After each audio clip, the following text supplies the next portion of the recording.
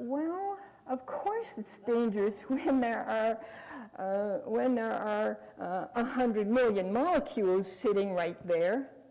It doesn't matter that the half-life is long if you have enough molecules. That's what counts, how many molecules there are. And we're just getting way too many.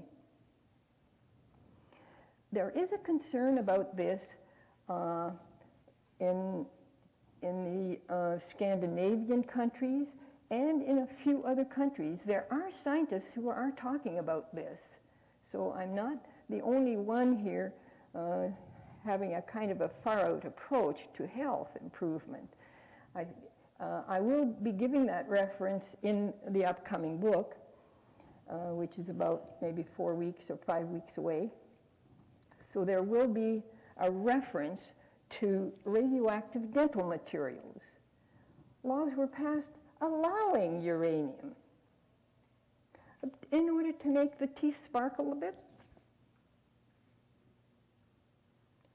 And everybody thinks that porcelain teeth are more sparkly, and several other kinds of radioactive mixtures have become a dental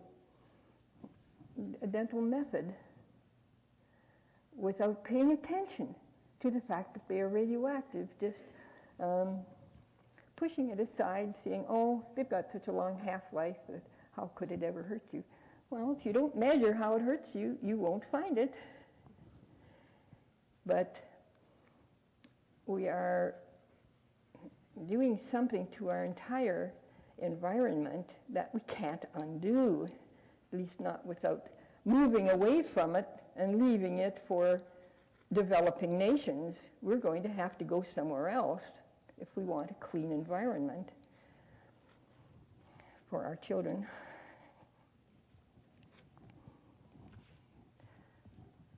I had better check the time.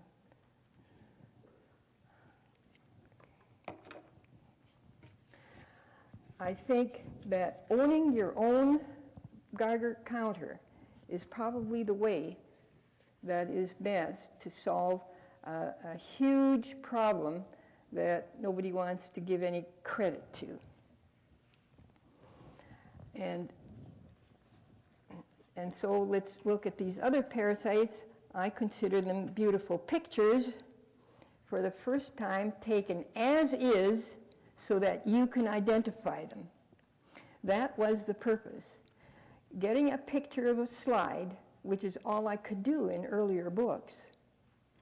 There was hardly anything that I could take such a good photograph of as to be useful for you. But in the last few years, just the last 2 or 3, it has been possible to take good pictures of what you actually see. And some of it is very consoling because we now know how to kill them without using extremely drastic means like you have to clinically.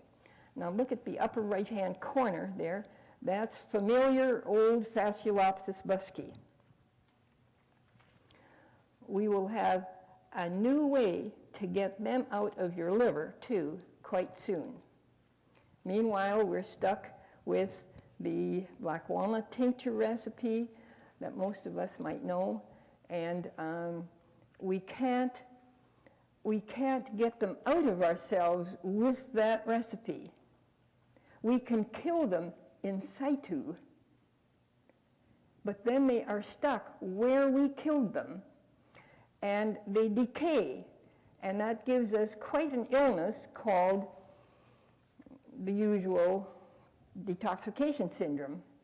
Actually, it's an illness caused by the decay of dead parasite material or dead tissue in your body. And that limits how much you can kill. It limits how much wellness you can get for yourself, which is why you take your pet to the vet every month. They don't dare kill more than a certain amount either, because the animal will die from the after effect of killing something that cannot be removed from the tissue. Much better to try to remove them So that's what that upper picture there is all about. It's not decayed, it is dehydrated with a special method. And you can, of course, only get them out intact if there is a pathway that is free for them to take, like the intestine or from the pancreas or from liver. Otherwise, you are still stuck with them in your tissues. But if you would regularly remove them from these easy places, you would be much less burdened with them. Now, at the bottom right is a parasite that I talked about from the very perhaps second book. It is one of the 3 parasites that starts every cancer. Remember that in the latest book, I told you there were 3 parasites that start every cancer, and it starts in your hypothalamus gland in the brain. One of them was common old human liver fluke. But I could never show it to you because although I showed it to you from a slide, that wouldn't help you find it. You can't identify something from a slide. Only under a microscope could you identify it, but you don't have that available to you. So this picture at the lower right is the first one in 15 years that makes it possible for you to identify human liver fluke. We have a lot of it. Everybody with liver cancer is loaded with it. And you see them coming out in the toilet bowl all the time without identifying it. And yet you could use one of the methods that is in the earlier part of these new concepts called starving them. You can starve them because they each have special needs. And we'll talk more about that this afternoon when you have got your questions together. And you can ask questions like, how would you kill this and how would you do that? So now you see that that thing, which is so tiny, which is probably why we never could get to it earlier, only 3 to 6 millimeters long, but larger at one end, as though it had a head, but doesn't really have a head. It's more like a little minnow.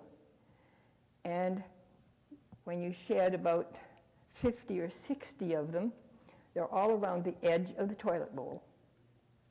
So when you see all these similar or identical little things about that size, and you look a little closer and you see that they are enlarged at one end, you know you've got a human liver fluke. And you need to stop feeding them. Each of them has a preferred food, which is why they're living with you. That's another new concept that you'll see in these earlier pages here. There are lots of ways to keep these down and some ways to get rid of them. And that's the hopeful news. But I still want to cover that little white one that you see at the top center. And you also see it on the middle row to the right. I don't think I've ever seen a white parasite before.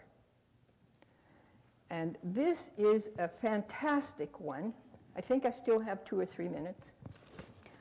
Because the subject is even more gross, perhaps, this little white one, with its smallest stage shown in the middle row to the extreme right, that little white speck at the bottom there, right on top of those dark things. Can you spot what I mean?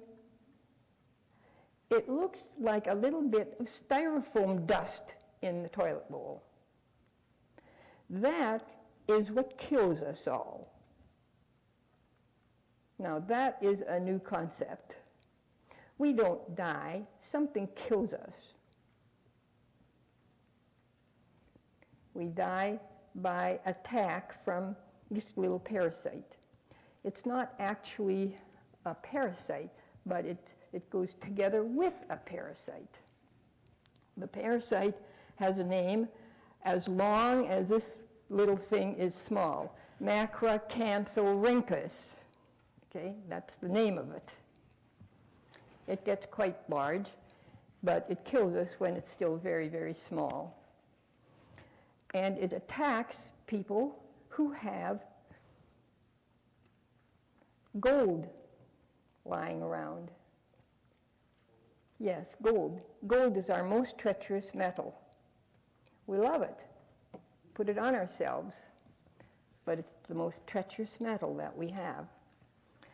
This parasite, which looks like styrofoam dust in the toilet bowl, and those particles of dust get a little bit larger if you let them be, and that's why that center picture at the top, and then still a little bit larger on that middle picture, but part of it stays snow white. That's how you can identify it. There is no other parasite that's snow white. This little parasite has a companion called prion, P-R-I-O-N. It causes death.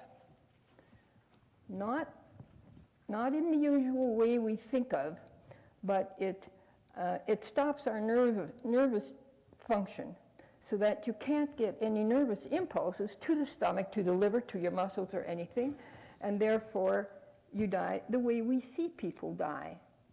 They stop talking, they stop eating, they stop moving around, and you think that person's dying, and you were quite right.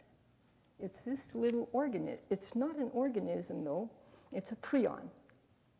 It's just a little bit of a thing.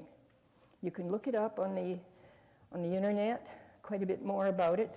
I've been studying it for 5 or 6 years.